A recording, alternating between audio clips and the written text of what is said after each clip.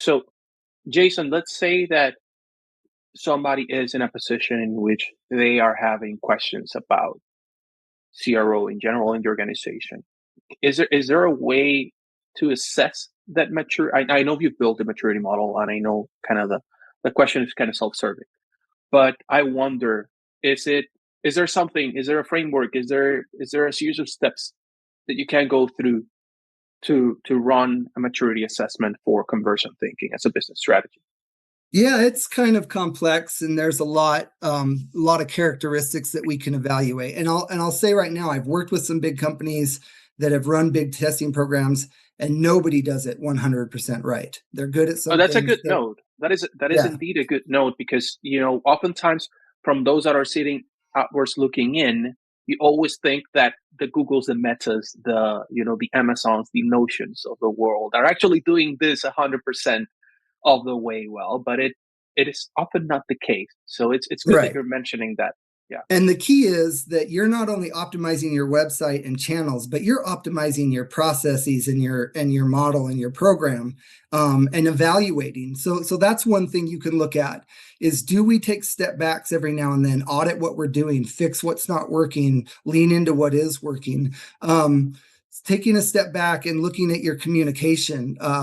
Are we siloed? Oh my gosh, everybody's got silo problems in their organizations. So, how do you break down those silos? How do we share information across teams? How do the teams collaborate? I was working with a company where I went on site and I interviewed, I think, about 30 different people that touched experimentation in one way or another. And they Mhm. were running a good program. But after our assessment and our suggestions, they actually moved people from one team and kind of changed their org. So I think maybe stepping back and running an audit of how your teams communicate and work together. Do you have the right people sitting in the right seats doing the right things? Those are some questions that you can ask yourself to say, okay, what's holding us back from experimenting properly, understanding properly, and start looking at, do we need people to do different things, or do we need more resources, or are the resources focused on the right things, or do our teams work at cross purposes to one another? Some of those things, I think an internal audit for someone to, and probably an executive to look at and say, hey, this seems disjointed and convoluted. How can we streamline it? How can we optimize our program? Right. Right. So the first step, let's say, if we wanted to break it down, right? So the first step would be to do an internal audit of how the organization is functioning in the context of experimentation. That would be, the first step, right?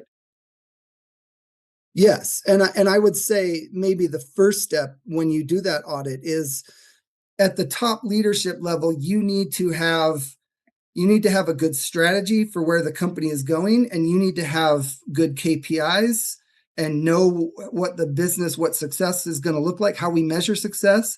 And then from there, you need to drive down to each team and say, are the things that you are working on, how do they relate to the bigger business strategy? And I guarantee sometimes you're going to find that this team thinks that this is the most important team, and this team thinks this is the most important team. And you find out that those are working at cross purposes to one another. And now you've got teams that are competing for resources, driving different things. So I think that the first step is, yeah, if you're going to do an audit, let's make sure that everybody is aligned towards the same higher goals, and then break it down to tactics and lower goals for each team. And then with conversion thinking as a strategy, those higher goals that we're trying to achieve, how do we experiment, innovate, and adapt to achieve them?